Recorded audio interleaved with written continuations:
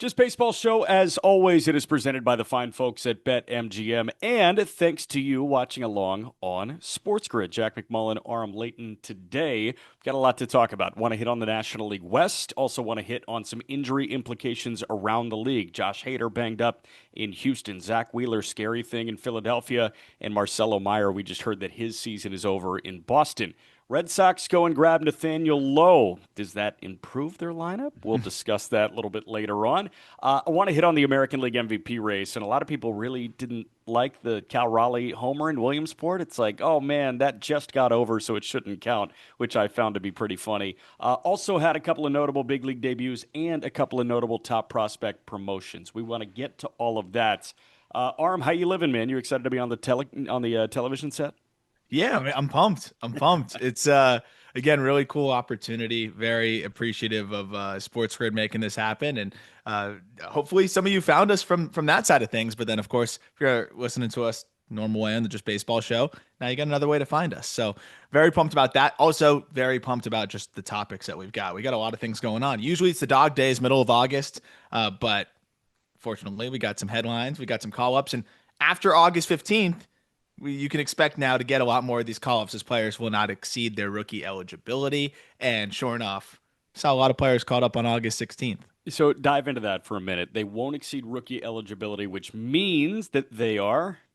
They can qualify for the prospect promotion incentive, which means they're going to maintain their rookie, just status will be intact for next year. And then if they're a top 100 prospect by Baseball America MLB Pipeline, and they win Rookie of the Year, that team can now be rewarded with a draft pick. So that's obviously an incentive, but also you get an extra year of control in general if they don't win the award. Because if they do win the award, then they earn themselves a full year of control anyways, or a full year of service time anyways. Yep. But it's kind of a win-win, I think, in a lot of ways for teams, because you don't want to burn that rookie eligibility and the opportunity to get that draft pick if your rookie plays really well next year. But also, you don't want to burn a full year of service or even a chunk of service time, which that time passed. Now it's just more important to be able to maintain that rookie eligibility so that you can get that draft pick. So it tells you which teams feel like their players may have a shot. Samuel Basallo definitely has a shot to Yes. win Rookie of the Year next year.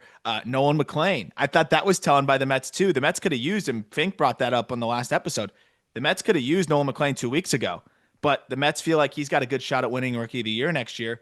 That gets them another draft pick if he wins it. So shows you how high teams are on certain guys. 100%, man. And listen, not there yet, but the next CBA, I'm assuming, will be based and use the Just Baseball Top 100 as well to fit That's the that dream. criteria. Tyson Lewis, man, your Rookie of the Year is coming up thanks to the fine folks at Just Baseball and the PPI pick for Nick Kroll in Cincinnati. But I do want to start by talking about the National League West because this weekend we saw a head-to-head of the two teams that have kind of been jostling back and forth at the top of the division. We also had a story come out of the team that's sitting in third right now in Arizona, or maybe fourth right now, because I think San Francisco bunny hopped Arizona, who got swept by Colorado this weekend. But I want to talk Dodgers Padres for a minute. I know you and Ryan Finkelstein hit on that on yesterday's Just Baseball show. Padres were swept in LA. It was 3-2 on Friday, 6-0 on Saturday, and then 5-4 on Sunday. There were some bullpen woes for San Diego, and all in all, they were outscored 14-6 over the weekend. Did you view that three-game weekend set as more of a testament to the Dodgers or an indictment on San Diego at this point? I feel like it was the Dodgers saying like we're here, like we're still here. I think on the road in LA, series that the Dodgers finally had circled and said, "Hey, okay, let's snap into gear here." I think it's more credit to the Dodgers. I understand some bullpen woes, things like that. I still they still it felt like most of the games were close. Like two of the three were close.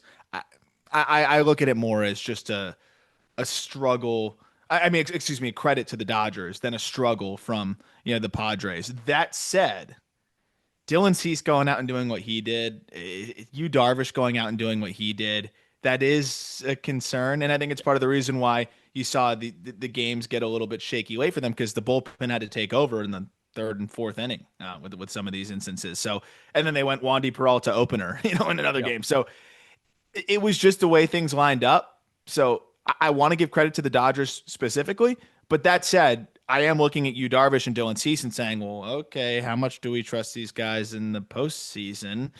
Because you're going to need them. And I think Darvish was probably someone that any Padres fan and really any fan of baseball over the last couple of years could look at and say, you've been hurt for a while. You're darn near 40 years old at this point. Like, I understand if you become a bit more fragile and finicky in terms of the or in terms of the Padres postseason hopes. Cease, that's a different beast. Dylan Cease, they spent big time in terms of prospect capital to go acquire, and you're running through the tape on his impending free agency with him. You did not move him at the deadline because you feel like this guy is not only a net positive for you moving forward, he's starting a playoff game for you. He's got some of the nastiest stuff in baseball. It really is, on a start by start basis, wondering which Dylan Cease we're getting that night. And for me, the starting rotation is the biggest question about San Diego right now. AJ Preller did, I think, a darn near perfect job at assembling that lineup where 1 through 9 and 10 and 11 in terms of pieces off the bench are like, I have no concerns that a cold night's just going to be a cold night. Bullpen is a super pen. It really all comes down to starting pitching, and frankly, that's what the postseason is. Yeah. Yeah. And so I think this is the fun part where it's like, okay, you weren't going to acquire maybe an elite starter that was going to help you just catapult through the postseason and maybe take that number one or number two spot in the rotation. So let's build this super pen and see if we can hedge that way. There might be some instances where we see you, Darvish, and Dylan Cease on like 3-4 inning short leashes, even if they're pitching pretty well. And that's where I'm really interested to just see how they're used in general. I mean, the team really could use Michael King back, who what now has a knee issue that put him on the IL. So it's definitely a little concerning there, but I still want to give credit. You Darvish just thrown great against the Dodgers, Yep. just in his career, and then you still had Dylan Cease, who has had good starts against the Dodgers this year. And again, the bullpen is fantastic, and they got to them, and the lineup has been the Padres have been swinging it as well as anybody in Major League Baseball since the deadline, since they addressed those needs as that you alluded to and lengthened that lineup. So I do look at it as a situation where the Dodgers had this one circled and woke up a little bit and came in ready to make a statement and regain control of the division. By the way, Padres since the All-Star break are fourth in position player WAR across the entire league. Quick one on LA. Snell, Glasnow, Yamamoto, Otani, Kershaw, Sheehan. They're running 6 deep right now. None of those guys have an ERA over 4. Highest ERA of that clumping that I just gave you is Sheehan at 3.86 through 6 starts. Snell looks unhittable through 5 turns. Yamamoto, we know exactly who that guy is, and he has been the horse. Glasnow looks really good. Obviously, he's punching out north of 11 hitters per 9. Otani through 9 starts is Kang over 12 hitters per 9 and walking fewer than 2. And Kershaw is somehow throwing to a 3.01 in 15 starts. This is far and away the best version of the Dodger rotation that we've seen this year. Oh And yeah. this is what they play for. They play to get healthy and build momentum on August 18th, August 19th, August 20th. You nailed it. I think we could have seen Snell or Glasnow back maybe a little bit sooner. They take their time. We see them back now. They both shoved in this series. We've got about a minute here. Ketel Marte in Arizona. This was reported by Bob Nightingale over the weekend. Ketel Marte, apparently the Diamondbacks will listen to offers this winter. Nightingale adds that the D-backs, quote, know that while Marte is extremely talented, he can be a diva in the clubhouse, agitating his teammates and coaching staff. How much you buying? So my thing is, and we talked about this on the last episode, but like, I want your thoughts. There's a lot of divas, so to speak, in Major League Baseball and in any professional sport. It's so it goes when you're one of the best in the world at what you do and you make a lot of money in doing it. Yeah. You get used to being treated a certain way and then sometimes start to go about your business a certain way. I struggle to believe that Ketel Marte is so brutal in the clubhouse that you are going to trade one of the best players in Major League Baseball on a very team-friendly deal. By the way, the most expensive year of his contract is $22 million in 2030. Um, I get listening, but who's going to offer what makes it like make sense for them? Yeah. I go to the cliche, is the juice worth the squeeze? And with someone like Ketel Marte, and we've seen plenty of reports about Ronald Acuna Jr., with one of the best players in Major League Baseball, the juice is absolutely worth the squeeze with this guy. And you put up with whatever you have to put up with because this guy is phenomenal at the game of baseball. Back in a moment. You're on the Just Baseball show. All right, back on the Just Baseball show, Jack McMullen and Aram Leighton. I want to talk about injury implications here because there were a couple of injuries that were sorted out. I don't want to say like finalized over the weekend, but we got the official diagnosis and we got timetables for both Zach Wheeler, Josh Hader. We also got it from Marcelo Meyer in Boston. Non-playoff related, really stunk on my end seeing Kyle Stowers hit the shelf with a grade 1 oblique strain. Like that was Yeah. just so tough for the Marlins All-Star. Was trending towards 30 homers, 90 RBIs. This guy was amazing. Unfortunate to see the season come to a close, but who knows? It may not be coming to a close. He may be back for the final 2 weeks or so. If that is it for Kyle Stowers, heck of a run this year, Oh man. my gosh. Yeah, and it's a good point because it's like, I'm sure he could theoretically come back. Do you even want to do So that? you ramp up and get into game mode for a week? Yeah, unless they're somehow making a little run there and make it interesting. It doesn't make a ton of sense. And it sucks. Like they because it kind of came out of nowhere. It's Joey Weimer. Hey, you're just starting to get your feet wet back in AAA now that we Right. acquired you. Actually doing pretty well after a really rough year. Go get Garrett Crochet. Yeah. That was a tough spot to put him in. But yeah, it really was unfortunate because Stowers has been kind of the story. And I was really excited to see what Stowers and Marcy could do together because you have Jacob Marcy now looking like the best hitter in Major League Baseball since he's gotten up there. We'll get to see that probably next year, but there's still a lot to look forward to, I think, with the Marlins. But that one did stink. I did want to start I want to go in order of from maybe less implications to more implications. Yeah. We knew that Marcelo Meyer was probably going to be out for the entire season or be out for a good amount of time. Yeah. Those that don't follow the minor leagues as closely or listen to us on the call up as closely, we've never really questioned Meyer's ability to hit and defend. Like there was at least hit for power now. Like you knew there was going to be some swing and miss, but you knew that this was going to be a high probability above average regular, Yeah. and you still could dream on a little bit more. The thing that weighed him down a little bit more for me, and has been a theme now through his professional career, is injuries. And you're going to look at the big league side. This is the first injury because he just got up. But if you go through the minor leagues now, he was hurt pretty much every single year. And I'm hoping it's not a theme. And I'm not saying that to knock him or anything. It's more just highlighting here. I really hope that this is the last of these injuries, but it's a shoulder thing. It's a back thing. Like there's a lot of different ailments that he has dealt with, and this is another serious one that requires surgery. Yeah, it's really unfortunate for Marcelo Meyer. And I look at, just the vibe in Boston, and it was funny. I saw so many friends in Boston with the Marlins at Fenway this weekend. By the way, unbelievable. Oh, That was the craziest like working in baseball experience I've ever had, calling a game at Fenway Park, and I we can't got three imagine. over the weekend. But just getting to like put my finger on the pulse of the Boston Red Sox for a weekend.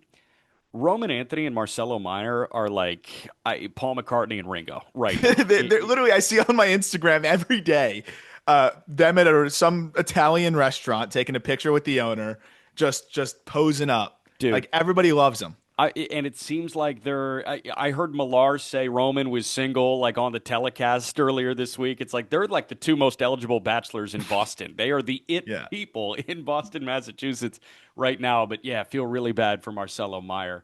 And he and Roman, they're going to be a dynamic duo in Boston for quite a while, it seems. And oh, by the way, you got Rafaela long term, you got Mayo long term, you got Crochet now long term, and Campbell if he figures it out long term as well. I want to get to Zach Wheeler in Philly because this is a really scary one. And we Yeah. kind of saw like this is almost the Wembanyama adjacent in Major League Hmm. Baseball. Wheeler placed on the 15-day IL with a blood clot near his right shoulder. Passon said the timetable for his return is unclear. Number one, hoping Wheeler is okay, can get this kind of sorted out and taken care of from a human medical perspective. Baseball comes second. It's terrifying to hear that word blood Yeah. clot. Hmm. And you just wonder like what the ramp up process on field is like for Wheeler after he gets everything taken care of from a personal side.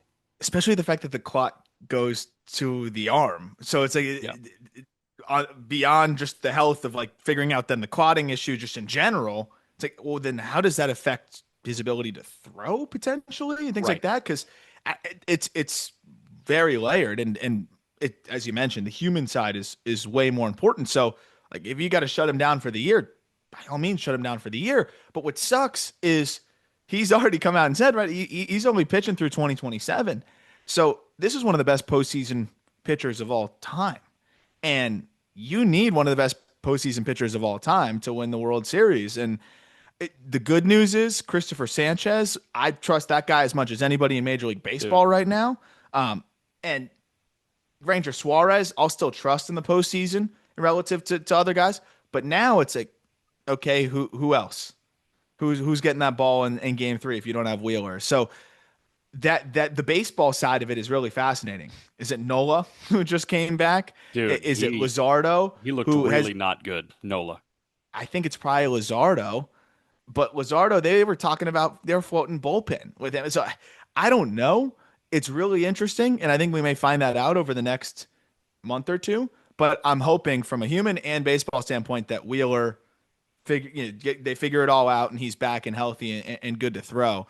Because I mean, this guy is just so much fun to watch in the postseason. He's just different. I know he's not throwing exceptionally well right now, but could Painter possibly be an option? It seems like Painter is ramping up at this point, and Painter's at 92 and two-thirds innings so far this year.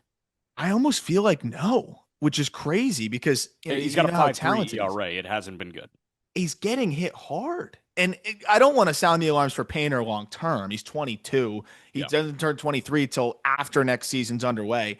And he's coming off of a 2-year layoff because of the way his injuries led into Tommy John surgery after trying to kind of curtail that. Yeah. But this doesn't look like a guy that can help you this year, to answer that question. So I think you're looking at, and they like Taiwan Walker this year. I'm not trusting that guy in the postseason. I'm throwing Luzardo out there before him. So it's Luzardo or Nola in game three. If you don't have Wheeler, that's a big difference than Wheeler, Sanchez, Suarez. Holy 100%. crap, is that a big difference? I feel like I lean Luzardo at this point because you feel like that's going to tick up to sitting 97, 98 in the postseason, and I'll just ride that all the way home. And it's not like he hasn't been there. He's thrown in the postseason with the Athletics twice. He threw with the Marlins once. I know it didn't go great, but I would probably lean towards that. That's a guy that can, get anybody out. But you could match it up too, and that's the good part about their pitching situation. And thank goodness they got Duran, Yep. as they can get a little bit more creative. Robertson now in the fold there too. He's looked good since he's come in, and at 40 years old, I like what they've been doing over there. Where did he throw for the Fish in the postseason? Do you remember where? Wild Great card series. American. Or he threw it. He threw in Philly. Yeah, he threw in Philly at Citizens Bank Park. I don't think Stott got to him. I think Stott got to Andrew Nardi. I think that was the Yes. grand slam from Bryson Stott in that Yeah. one. But it seems like it's lining up for a Sanchez, Suarez, Luzardo postseason rotation. And again, hoping for the best for Zach Wheeler. We got another injury in a big time bullpen to talk about in a moment. Back in a few on the Just Baseball Show. All right, Just Baseball Show. Jack McMullen and Aram Layton. We were talking about Zach Wheeler, and he hit the IL with, unfortunately, a blood clot near his right shoulder. That is really scary stuff. Again, hoping for the best for Zach Wheeler. The other shoulder issue that we have to talk about that heavily impacts one of the top contenders for the World Series this year in 2025, Josh Hader, the Astros closer. Hader was diagnosed with a shoulder capsule sprain. He hopes to return in the playoffs. MLB.com's Brian McTaggart did, great job reporting on this. Apparently, it's no throw for 3 weeks. So he's shutting it down for 3 weeks. That sets you up for September 10th-ish to ramp up. The next steps will be determined at that time. That's a little nerve-wracking for Hader, where all of a sudden you're shut down, you're not throwing, you're shutting the body down entirely for 3 weeks, and then it's, hey, you got 2.5, 3 weeks to get ready for the biggest baseball, one of the biggest baseball moments of your career in the postseason. And it was after a second opinion, and it was like right after the second opinion that came out. So I wonder what the first opinion was. I wonder if it was even more concerning of a first opinion, where it was It like, can go one of two ways, where it's like, oh, you're fine, and it's like, no, I'm not. Let me go find out something else. Or it's, you got to shut it down. You're done for the year. And he's like, no. I want to make sure that I'm okay to get back.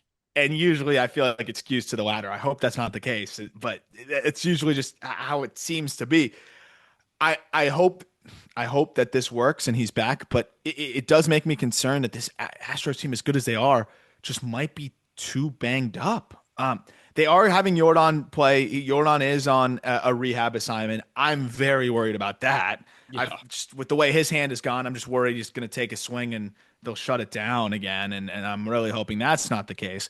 But a big reason why I felt so good about this Astros team in the pitching situation in general is that bullpen where you can go, with basically matchup dependent on who you want to close it out. But in the postseason, Abreu to Hader, good luck. Good luck. And Bennett Sousa's been fantastic. Yeah. I felt really good about that. I love where the rotation's at, and I think the 1-2 punch of Hunter Brown and Framber is awesome. Javier has proven to be reliable, and I think the fact that he's going to have a handful of starts under his belt before you get to the postseason, that might be a guy that you end up putting in some decent spots and putting a lot of trust in him, and I'm okay with that. Yeah. Who's starting pitching side, I'm not as worried about. McCullers already working back as well. And that's a guy that's been there, done that. You can weaponize him and piggyback, multi-inning, whatever you want to do there. I'm just looking at the lineup. I don't know how I fully feel about it because of guys being banged up. And then now I felt better when I looked at the back of the bullpen and said that's as good as anybody's. Now, I don't know. How much better would you feel about this Astros lineup if Isaac Paredes were involved there? That for me is the glaring omission. Obviously Jordan is the glaring omission, but for me, like the X factor when I look at Houston, no Isaac Paredes feels huge right now.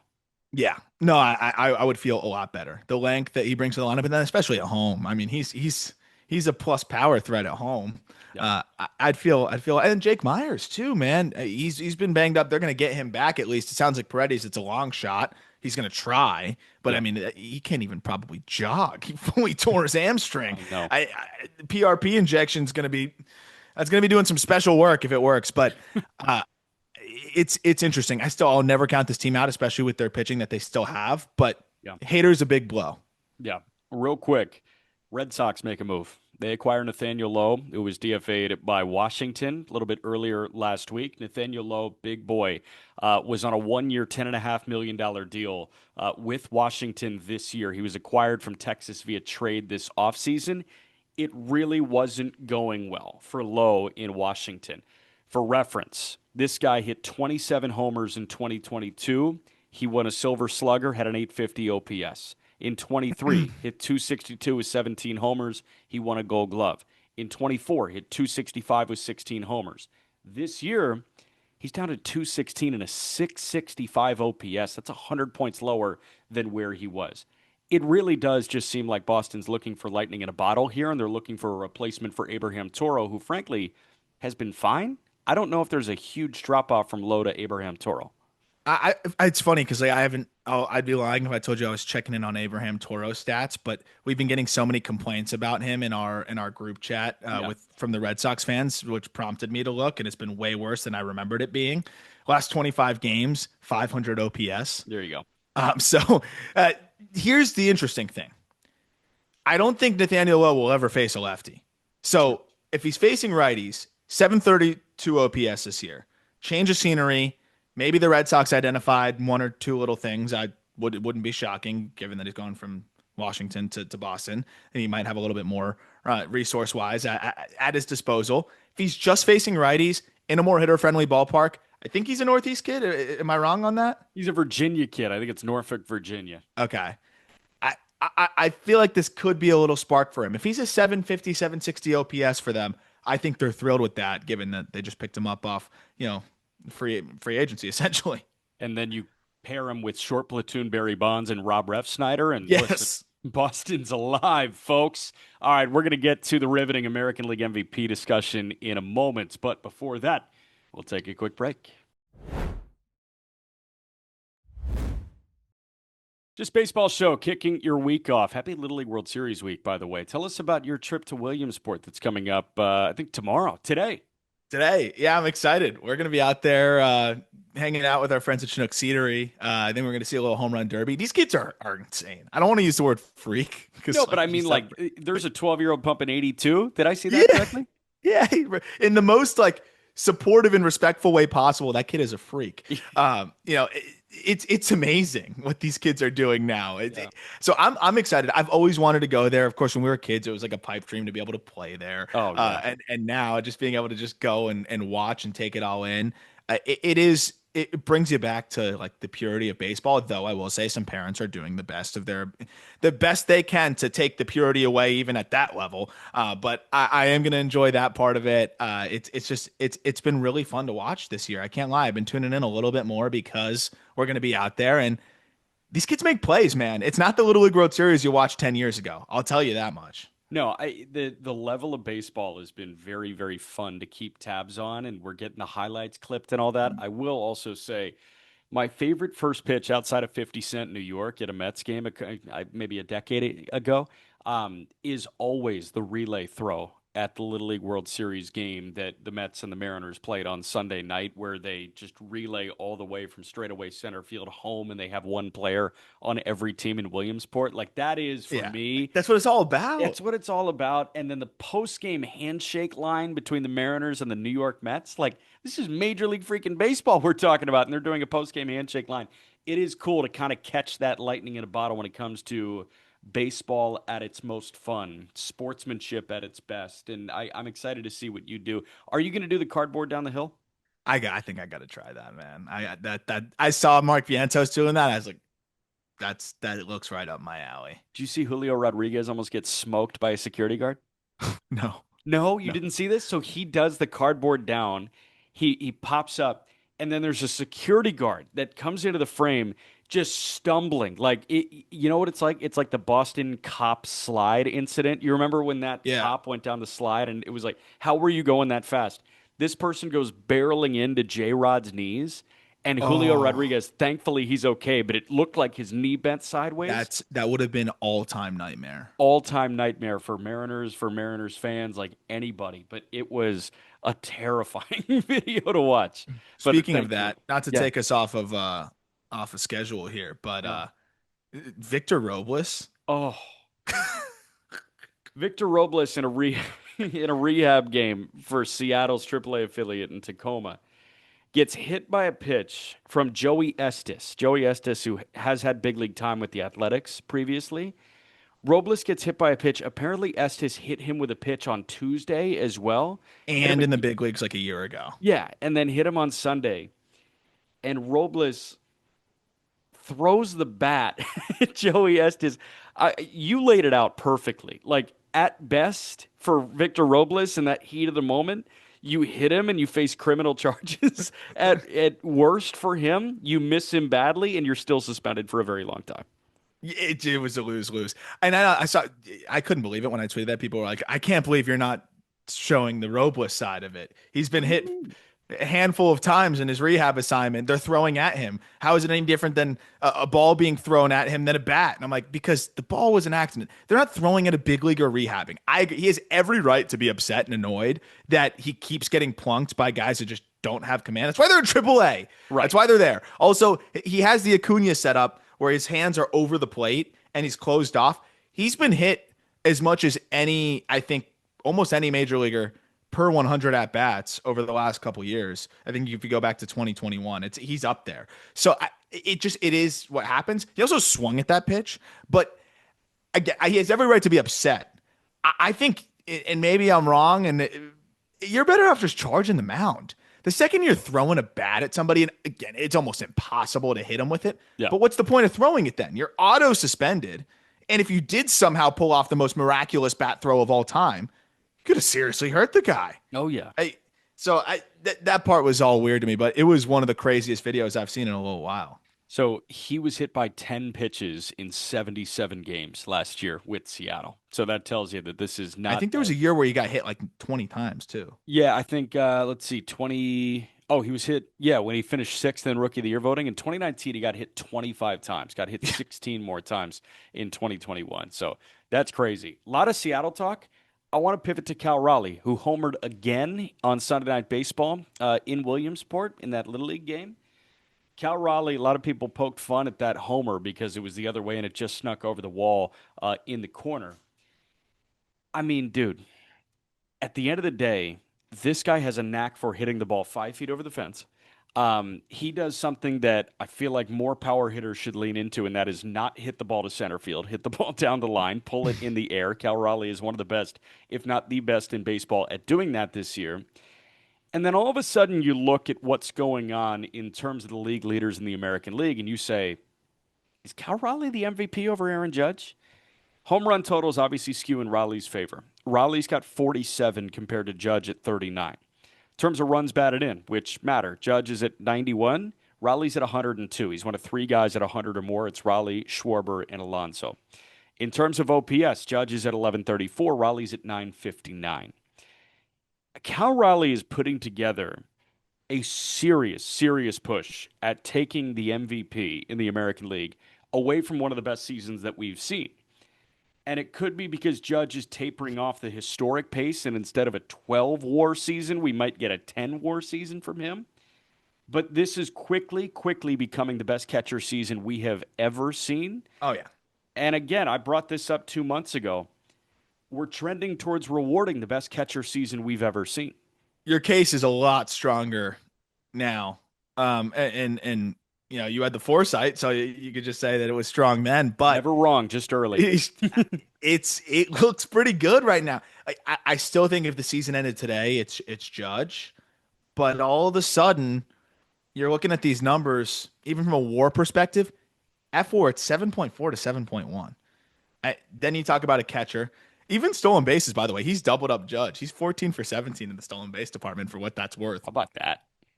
I'm going to look at the surface level stats when we're talking about an MVP. He's driven in 11 more runs. Like, it's interesting. It's very interesting. And I know Judge got hurt and missed a little bit of time, and he's still been trying to pick right back up to where he was at before that. I think if Judge is north of a 200 WRC plus, probably got to give it to him. He's at 200 right now. If Cal Raleigh's at 170 and Judge is at 190, I think you gotta give it to the catcher. There's something about being 100% better than the league average hitter. You just don't see that very often. Where I think it does skew towards Judge, but right now it's getting closer and closer, and I think there's a strong case for Cal, and it's only getting stronger.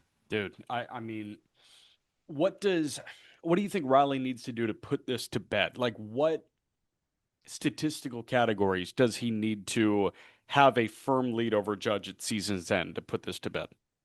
I think the home runs, just how big can you make that gap? Yeah, Like sure. if we're talking about Aaron Judge at the end of the day, yes, he's hitting 333, and that part of 450 on base percentage is so remarkable. But he's a power hitter, and if a switch hitting catcher is putting up 15 more homers than him, and he's at what, about 8 more than him right now. If he's 12 to 15 homers more than him, it's going to be pretty hard to make a case against him. So I look at that and just say, how big of a gap can he make in the home run department? Because he's not going to close an 80-point batting average gap. He's not going to close an 80-point OBP gap. I look at that and say, how big of a gap can you create from Judge with the home runs?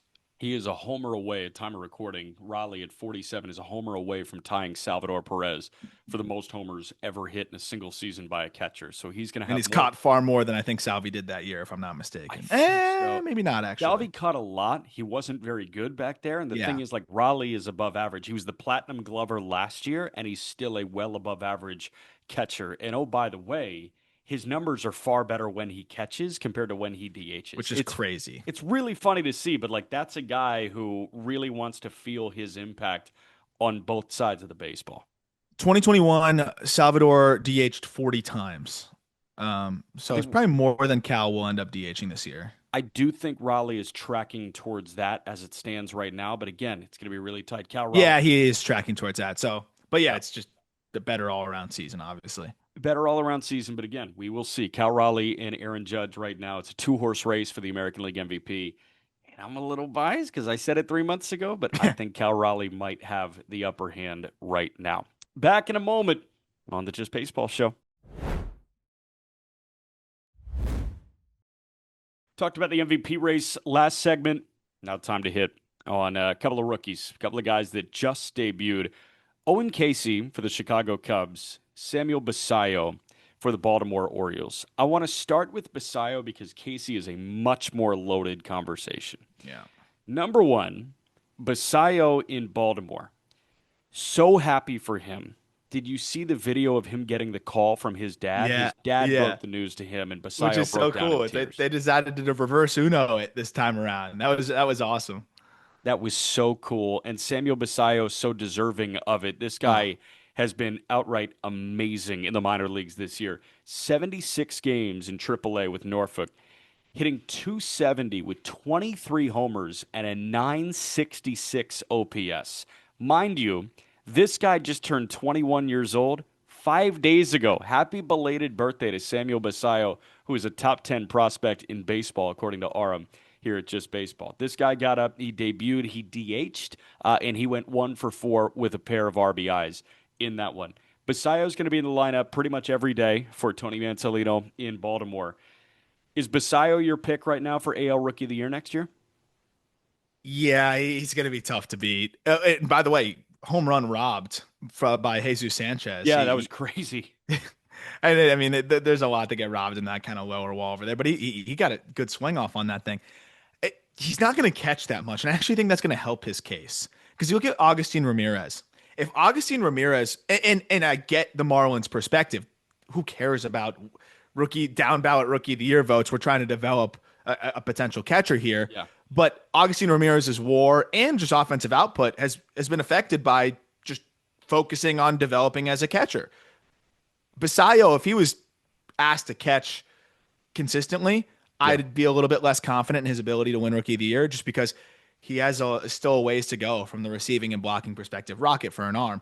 But I think in a perfect world, they're playing him. He's DHing. He's playing a little bit first base, and maybe he's catching once or twice a week. At least that's how I see it. And but then that allows Basallo to just mash his way there. And when it comes to offensive upside, there's just about I don't think you're going to find anybody that has more offensive upside, right now in the upper that was playing in the upper minors than Basallo, where it's you brought this up a while ago on the call up, but it's very Rafi Devers-ish, where he Yeah. hits the living crap out of the ball. Yes, he's aggressive, but he can do damage on pitches outside of the zone. As I haven't tracked it in a few months, but as of like middle of the season, I don't think there was any hitter in minor league baseball that had more home runs on pitches outside of the zone over the last couple of years than Samuel Basallo. So I get a lot less concerned about chase rate when you can do damage on pitches pretty much anywhere. Is there anybody else in Major League Baseball that you think that way about? Like Devers is kind of the slam dunk. Like, oh, who cares when you hit homers on pitches that are at your eyelids?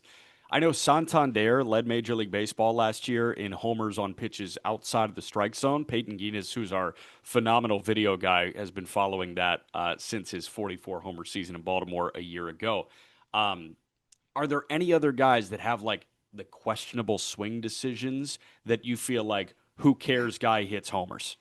Yeah, I don't know if his are fully questionable, but it's definitely not like his ultimate asset. Jose Ramirez, I mean, Sure. he takes swings at balls, man, where it's like that's not a pitch you should swing at. I mean, it's a 30% chase rate for him, and he's gonna crush him out of the yard. So I'd say J Ram is in that conversation too, where he's taking some swings that you most guys it would be a rollover or a whiff, and he's doing damage on them. So that's probably the other name I would think of.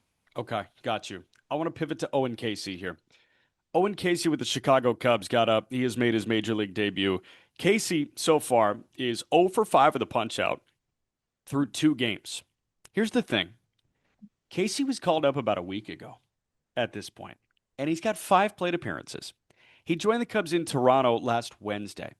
Owen Casey, through 93 games with AAA Iowa, was hitting 289 with 22 homers and a 955 OPS. And he comes up, one of the hottest hitters in all of minor league baseball. I'm sure you have the numbers to back that up. Mhm. He comes up to join a struggling Cubs team to provide a spark. And this is the quote from his skipper, Craig Counsell, on why he's not playing. Quote, we have a pretty good group of outfielders here. We're going to play the best guys every day. This is why we wrestled with calling him up. What do you make of that? For the Sports Grid episode, I'm gonna hold the expletives. Yeah. Um, it makes no sense. It makes absolutely no sense. And by the way, he also got robbed. I think first AB scorched one off of Max Scherzer. Sick catch by Davis Schneider to rob him of extra bases. But since the All Star break in AAA, this guy has a 932 OPS, and in 20 games, striking out 20% of the time. You go beyond that, though, he was even better before that. He has been one of the hottest hitters, as you mentioned, in minor league baseball. It's an OPS over 1,000 over his last like 40 games. So you're going to bring him up and barely play him. I understand that you're trying to make a push. You want your best players out there. And if he could be an asset to your lineup a couple times a week, sure. But I don't understand where you're bringing him up and he's barely playing. And we've seen this movie before with the Cubs all the time. And I don't know if they've had somebody of Owen Casey's caliber where they've done this with him, but it seems like Casey's not going to be an exception. Yeah. And this is a hitter that was cutting his K rate down. If you look at the rolling strikeout rate, it was the lowest over a 30 game span, I think, that it's been in his entire professional career. Wow. Getting up there. That's rhythm and mojo that he has that's now getting disrupted. And I hate it. I would rather just see him play in AAA than at that point. It doesn't make sense. Also, they brought him up on the 14th. So to me, it says they're going to option him back down at some point. Yeah. Because why would they bring him up the day before he would exceed rookie limits? So he's going to exceed rookie limits by service time if he's up there. And here's the thing. He's from Canada. They called him up when the Cubs were in Toronto. There's no such thing as positive signaling there. It's like, oh, let's have this kid debut in Toronto. No way. They're going to option him to save that year. They wouldn't make a mistake like that if they didn't have a plan in place. But the plan is just so weird, dude. And to your point, I brought it up on a much smaller scale in previous years. Cubs did this with Matt Mervis, where he came up, he was raking in the minor leagues, and that he didn't have an opportunity on an everyday basis to get his feet wet in the major leagues. It never worked in Chicago. Alexander Canario raked in the minor leagues, would come up, play once a week, and then they would ask, hey, why isn't this guy figuring it out for us? It's because you don't give him the shot, and I'm worried this is going to be the largest scale mess up that we've seen from the Cubs in that way. And I know that if Kyle Tucker walks next year or whatever, you clearly plug him right in. And maybe for now, it's a way to give Tucker an extra off day here and there because it looks like he may need one. I don't know what's going on with him. Ian Happ, off day here and there. But so far, we haven't seen that at all. So no, I would really hate to see them stifle his momentum here. And then he's going to get up, barely play, get sent back to AAA. And then what if he's just out of rhythm there? Now he's struggling. Then you bring him back up. Like it's a really weird spot. Yeah, 100%. We are going to get to some other prospects in a moment. Tying a bow on the Just Baseball show, we just talked about Owen Casey and our frustrations there. This is fun. We got a couple of teenagers getting the bump to Double-A here. Connor Griffin, a Pittsburgh Pirates prospect, and Leo DeVries, now an Athletics prospect who was acquired in that Mason Miller deal. They both go up to Double-A earlier this week. DeVries goes from High-A Lansing to Double-A Midland, and Griffin goes from High-A Greensboro to Double-A Altoona. There we go. Two guys that are both well within the top 10 on Just Baseball's top 100 prospects in minor league baseball. Let's start with Connor Griffin. This guy's the number 2 prospect in the game for you. What has made him special to the point where he's ready for a Double-A call-up as a 19-year-old and a young 19-year-old? Yeah, he's a young 19-year-old. The fact that he just continues to get better and better in the hit tool department. Every single time you check in, you think, oh, well, you know he's tooled up. You knew he made progress in the bat to ball department, but I thought, okay, he gets promoted to High A. Maybe that's going to result in just some more challenges bat to ball wise.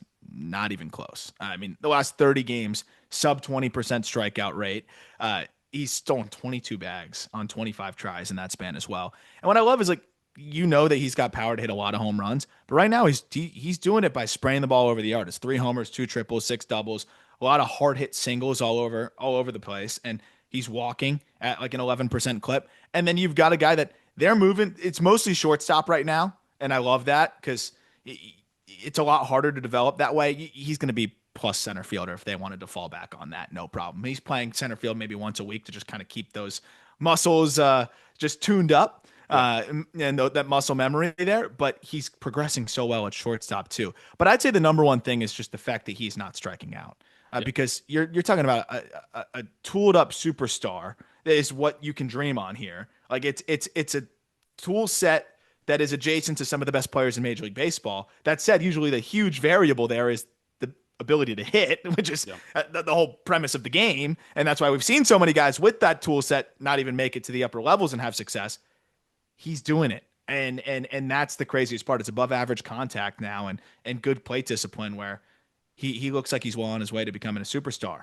Connor Griffin on the year is sporting a 21% K rate. Major league average strikeout rate is about 22.5% right now. So he is sitting below that as a 19-year-old in low A and high A to this point. But the other numbers that jump out in 101 games, this guy's hitting 332.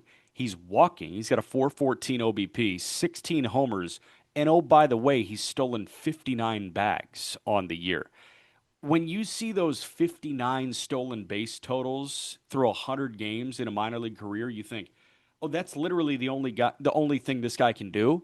Like, no, he happens to be a prolific power bat that can get into some of the best exit velocities that we have in the minor leagues that also happens to be stealing 59 bags. I've been wrestling with it like, man, should I have made him the number one prospect? Because it was, the ceiling's definitely higher than what McGonigal has, who is our Sure. number one. But then you look at what McGonigal's doing in Double A right now. He turned 21 today as we're recording this. Yeah. He's got an 1100 OPS over his last 17 games with 6 homers. Yeah. So I don't know. It's two completely different types of players that are both playing out of their minds. It's 1,000 OPS over his last 20 games, by the way, in Double A. So you got two stars, but I will say with what you're seeing from Connor Griffin, if he puts up even remotely close to the same numbers in Double A, he's probably going to leapfrog McGonigal. It'll be the first time ever where it's somebody leapfrogging another guy who's also playing out of his freaking mind. What an incredible, top two. I think there's no debating the top two. Just amazing. All right, we got about 2 minutes left. Quickly want to hit on Leo DeVries, who just got the bump to Double A within the athletic system. He was acquired as part of the Mason Miller deal. On the year, a 780 OPS. He's come over to Lansing in 15 games as an A's prospect, hitting 268 with 7 extra base hits and an 856 OPS. Give me the 60-second push on Leo DeVries.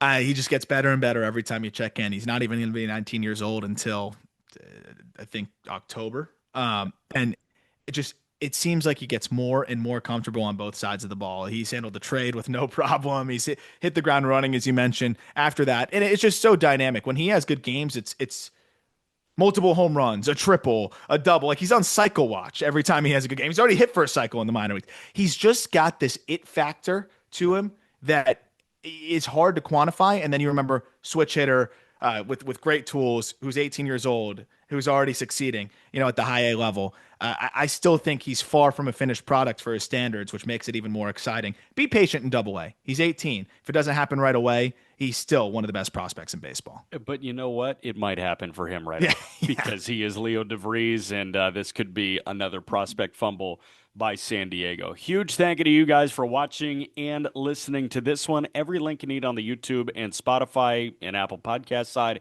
is in the episode description. Again, we are the Just Baseball Show. Wherever you want to get your podcasts, we are there. No show tomorrow. We got a show on Thursday. Thank you all for listening, and we will talk to you guys on Thursday.